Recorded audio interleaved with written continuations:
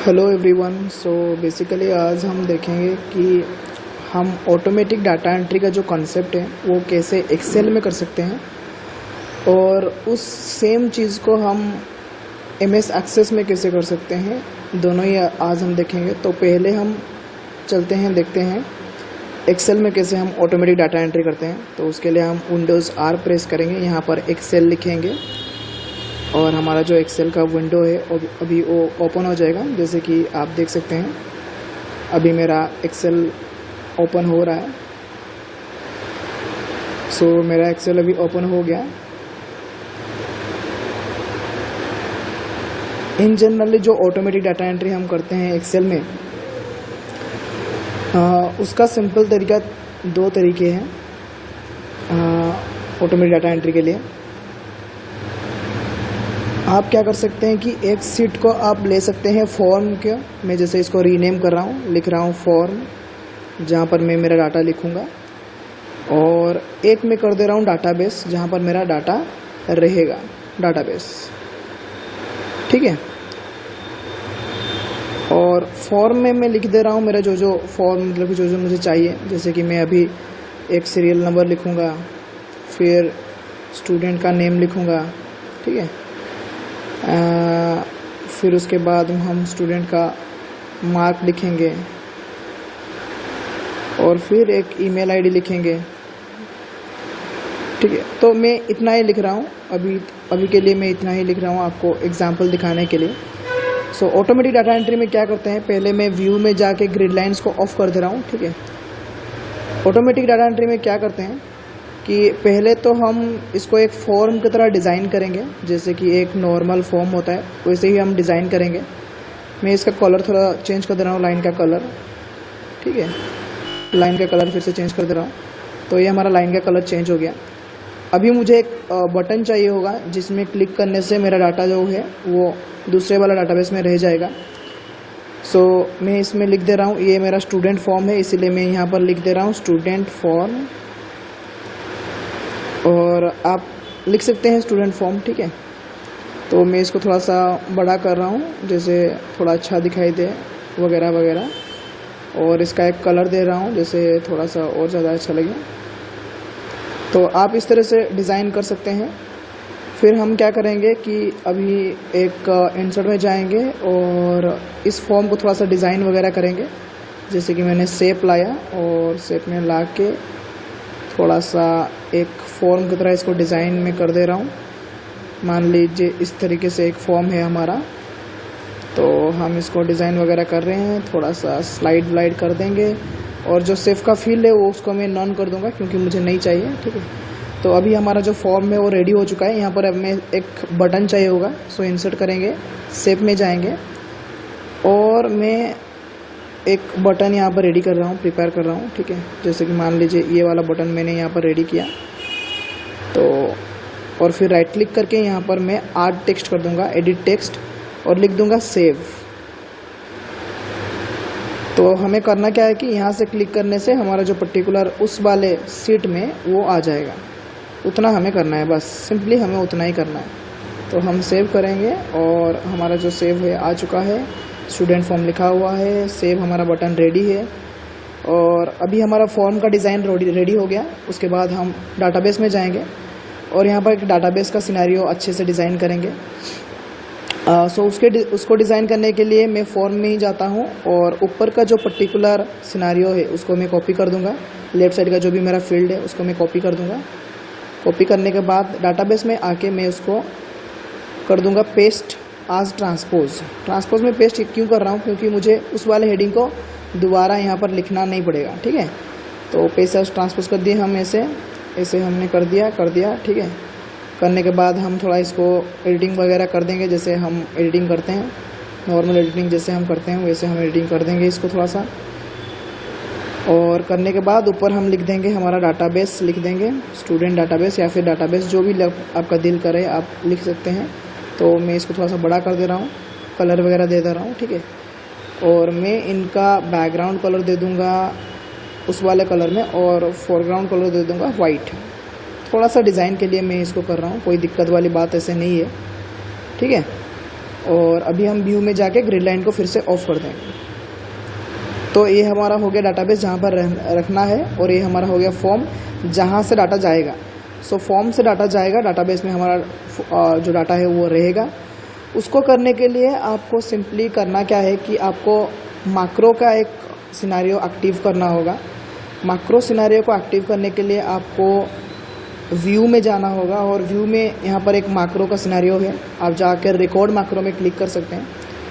वरना आप चाहे तो नीचे हमारा जो पर्टिकुलर स्टाटस बार होता है उसमें भी आप चाहे तो मैक्रो क्लिक कर सकते हैं। क्लिक करने के बाद आपको एक मैक्रो नेम पूछेगा, आपको वहाँ पर मैक्रो नेम लिखना है, जैसे मैं अभी लिख रहा हूँ सेव, ठीक है। और डिस्क्रिप्शन आप चाहे तो लिख सकते हैं, शॉर्टकट की अगर आप चाहे तो दे सकते हैं, लेकिन अभी मैं कोई भी शॉर्टकट की या फिर डिस्क्रिप्शन नहीं लिख रहा हूँ, सिर्फ मैं इसको ओके कर दूँगा। और ओके करने के बाद सिंपली मुझे क्या करना है कि इसको थोड़ा सा पॉज कर देना है, ठीक है। इसको 1 मिनट, वो स्टॉप हो गया, ठीक है, स्टॉप हो गया, ओके स्टॉप हो गया, कोई दिक्कत वाली बात नहीं है। हम पहले क्या करेंगे, डाटा लिख देंगे, मतलब कि एक बार हमें इसको रन करना है, इसीलिए हम एक बार डाटा को इंसर्ट कर देंगे ऐसे। और फिर उसके बाद हम क्या करेंगे, हाँ उसके बाद ही हम क्या करेंगे कि हमारा जो काम है उसको स्टार्ट करेंगे। मैं इसको थोड़ा सा डिज़ाइन वगैरह कर दे रहा हूँ, जिससे सेंटर में कर दे रहा हूँ, तो कोई भी एंट्री हो तो ऐसे हो, ठीक है। और अभी हम जाएंगे मैक्रो में जाएंगे, रिकॉर्ड मैक्रो में जाएंगे, और यहाँ पर हम लिख दे रहे हैं लेट सेव, लिख दे रहे हैं। जो पहले वाला नाम दिया था उसको लिख देंगे, क्योंकि हम उसको रिप्लेस करने वाले हैं। ओके कर देंगे। ओके करने के बाद हम येस क्लिक करेंगे, और फिर उसको सिलेक्ट करेंगे। बेसिकली पर्टिकुलर जगह में ही आपको सिलेक्ट करना है, जो वाले डाटा को आपको लेना है। फिर होम में जाना है, कॉपी करना है, डाटाबेस में जाना है, सीरियल नंबर के उस नीचे जो भी हमारा सीरियल नंबर का नीचे वहाँ पर जाना है, पेस्ट, ट्रांसपोज में पेस्ट करना है आपको। और ट्रांसपोज में पेस्ट करने के बाद आपको इंसर्ट में जाना है, इंसर्ट सेल में जाना है, और शिफ्ट सेल डाउन में क्लिक करना है। और क्लिक करने के बाद आपको क्या करना है, फॉर्म में फिर से रिटर्न चले जाना है, और ये जो पर्टिकुलर सिनेरियो जो भी लिखा हुआ है उसको डिलीट कर देना है। आपका मतलब कि माउस को यूज़ करके डिलीट कर देना है। और डिलीट करने के बाद सीरियल नंबर जो है उसमें क्लिक करके मैक्रो को स्टॉप कर देना है, व्यू मैक्रो स्टॉप कर देना है। अभी उस वाले मैक्रो आई मीन वो वाला जो रिकॉर्डिंग है, उस वाले रिकॉर्डिंग को हम सेव में ऐड करेंगे। बेसिकली हम सेव में राइट क्लिक करेंगे, और फिर यहाँ पर असाइन मैक्रो में जाएंगे। यहाँ पर हम सेव जो हमारा मैक्रो बनाया हुआ है उसको सिलेक्ट करेंगे, ओके करेंगे, और अभी जो हमारा सिनेरियो है वो कंप्लीट हो चुका है। चलिए चेक करते हैं। तो मैं ऊपर का जो पर्टिकुलर रिबन है उसको मैं मिनिमाइज़ कर दे रहा हूँ यहाँ से, और मिनिमाइज़ होने के बाद अभी हम ट्राई करेंगे यहाँ पर। मैं दूसरा नंबर लिख रहा हूँ, सीरियल नंबर 2, नेम लिख रहा हूँ मुख्तार, और मैं लिख रहा हूँ मुस्ताकिम, ठीक है। और मार्क लिख रहा हूँ फॉर एग्ज़ाम्पल 475। फिर यहाँ पर लिख दूँ m@gmail.com,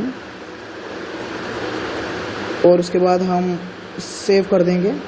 फिर 3 नंबर हम जाएंगे, जैसे हम लिखेंगे लेट राजेश, लिख देंगे 590। फिर हम ईमेल आईडी लिख देंगे rajesh@gmail.com। फिर हम सेव में क्लिक करेंगे। 4th हम जाएंगे, फिर से लिखेंगे हम सिपुन, फिर लिखेंगे हमारा जो मार्क है वो मान लीजिए 562, और लिखेंगे sipun@gmail.com। फिर हम सेव में क्लिक कर देंगे। फिर हमारा 5th देंगे हम, जैसे कि हमने लिखा चित्तो, या फिर आप चाहे तो कुछ भी लिख सकते हैं, ठीक है, कोई दिक्कत वाली बात नहीं है, आप चाहे तो कुछ भी लिख सकते हैं। सॉरी, यहाँ पर हमें मार्क डालना था, तो @gmail.com, और उसके बाद हम सेव करेंगे। तो देख रहे हैं यहाँ पर हमारा जो डाटाबेस हो वो एंट्री हो रहा है। उसको देखने के लिए हम डाटाबेस में जाएंगे, और यहाँ पर आप देख सकते हैं जो भी मैंने लिखा हुआ है वो सब कुछ यहाँ पर सेव हो रहा है, एक के बाद एक सेव होते जा रहा है। इस तरह से आप एक automatic data entry form create कर सकते हैं बहुत ही ईजी तरीके से, और उसको आप यूज़ कर सकते हैं एक्सेल में। ओके, ये हो गया एक नॉर्मल वे जो कि हमारा एक्सेल का फॉर्मेट है, और हम एक्सेल में डाटाबेस ऐसे क्रिएट कर सकते हैं जहाँ पर हम यहाँ से मतलब कि लिख कर उसको डाटाबेस में रख सकते हैं। ठीक है, ये वाला जो सिनेरियो है उसके लिए हमें मैक्रो करना पड़ रहा है, उसके साथ ही साथ प्रॉपर सीक्वेंस में उसको रिकॉर्ड करना पड़ा है वगैरह वगैरह, राइट। लेकिन एक्सेस में करने से क्या होता है कि इस सब डिज़ाइन वगैरह को आपको करना नहीं पड़ेगा। अभी हम एक्सेस में इस ऑटोमेटिक डाटा एंट्री को परफॉर्म करेंगे। सो मैं इसको मिनिमाइज़ कर दे रहा हूँ और एक्सेस को ओपन कर रहा हूँ। अभी एक्सेस के लिए आपको लिखना पड़ेगा MS एक्सेस लिखना पड़ेगा रॉन में, और MS एक्सेस में ओपन करने के बाद मैं ब्लैंक डाटाबेस चूज़ कर रहा हूँ और यहाँ पर मैं नेम दे रहा हूँ ऑटोमेट डाटा एंट्री। सो मान लीजिए मैं ब्लैंक डाटाबेस में क्लिक कर रहा हूँ और अभी यहाँ पर मैं मतलब कि नेम दे रहा हूँ ऑटोमेट डाटा एंट्री। ठीक है, तो एक्सेस में क्या हो जाता है कि वो बहुत ही इजी तरीके से हो सकता है, जो एक्सेल में हो रहा है उसको बहुत इजी तरीके से किया जा सकता है। थोड़ा सा आपको दिक्कत होगी, थोड़ा सा, ज़्यादा नहीं, थोड़ा सा। तो जब भी आप एक्सेस ओपन करेंगे तो आपको एक डिफ़ॉल्ट टेबल यहाँ पर मिल रहा होगा। आपको करना क्या है, पहले उस वाले टेबल को सेव करना है। राइट क्लिक करके उसको मैं सेव कर दूंगा पहले, और मैं यहाँ पर लिख दूंगा स्टूडेंट डाटाबेस। जैसे वहाँ पर हमने लिखा था वैसे ही हम यहाँ पर लिख दे रहे हैं स्टूडेंट डाटाबेस। तो बेसिकली मैं यहाँ पर स्टूडेंट टेबल लिख दे रहा हूँ जहाँ पर हमारा टेबल रहेगा। सो TABLE टेबल। और उसके बाद उसका जो व्यू है, व्यू में हम डिज़ाइन व्यू में जाएंगे, और जो फील्ड हमें चाहिए, जैसे कि हमने जो एक्सेल में किया हुआ था उसमें हमें कुछ फील्ड वगैरह चाहिए, मतलब कि फील्ड वगैरह हमने यूज़ किया हुआ था, अगर आपको पता होगा तो। जैसे कि यहाँ पर हमने यूज़ किया था serial number, student name, mark and email, तो उसको ही मैं यूज़ कर रहा हूँ यहाँ पर भी। सो आप यहाँ पर लिख सकते हैं सीरियल नंबर, फिर आप स्टूडेंट नेम देख सकते हैं, स्टूडेंट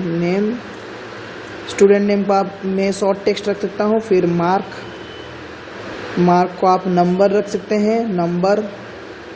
ठीक है, और नंबर के बाद यहाँ पर डेसिमल प्लेसेस आपको नहीं देना है, तो आप डेसिमल प्लेसेस 0 कर देंगे, डेसिमल प्लेस आपको नहीं देना है। ठीक है, उसके बाद हम मार्क में करके ईमेल आईडी करेंगे, ईमेल। और बेसिकली ईमेल एक हाइपरलिंक होता है, तो इसीलिए हम हाइपरलिंक का फॉर्मेट जो है उसको सिलेक्ट करेंगे। और अभी हमारा जो ऑटोमेटिक डाटाबेस हो गया वो बैकग्राउंड का डाटाबेस हो चुका है। इसको हम सेव करेंगे राइट क्लिक करके, फिर व्यू में जाके डाटा से व्यू में देखेंगे तो हमारा जो पर्टिकुलर टेबल है, जो डाटाबेस होता है बेसिकली बैकग्राउंड का डाटाबेस जो है वो अभी क्रिएट हो चुका है। जो भी हम एंट्री करेंगे यहाँ पर सेव होता जाएगा। तो एंट्री करने के लिए फॉर्म बनाना ज़रूरी है, राइट।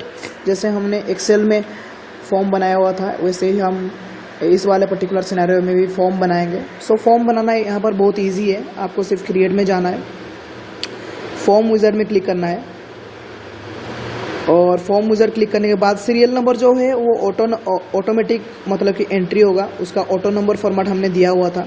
आप वीडियो को थोड़ा सा पीछे करके देख सकते हैं, इसलिए मैं सीरियल नंबर एंट्री नहीं करूँगा, वो ऑटोमेटिकली एंट्री हो जाएगा। फिर हम नेक्स्ट में क्लिक करते हैं और इसको कॉलम, टैबुलर, डाटा सीट और डिफरेंट फॉर्मेट में आप रख सकते हैं। बेसिकली मैं इसको कॉलम फॉर्मेट में रख रहा हूँ और नेक्स्ट करके इसको फिनिश कर दूँगा।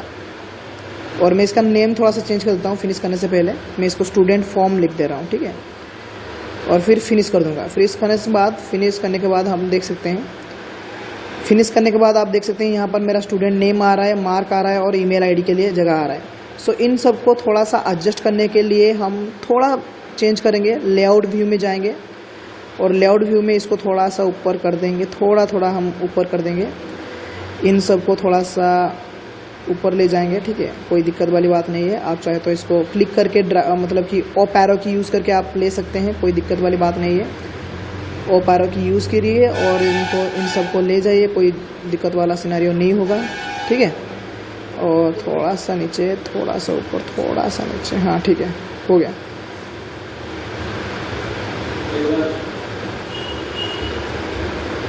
ओके, सो इसको थोड़ा सा बड़ा छोटा आप कर सकते हैं। अभी मेरा जो नेम है ये इतना बड़ा नहीं होगा, इसीलिए मैं इसको थोड़ा सा छोटा कर देता हूँ, जैसे मान लीजिए इतना।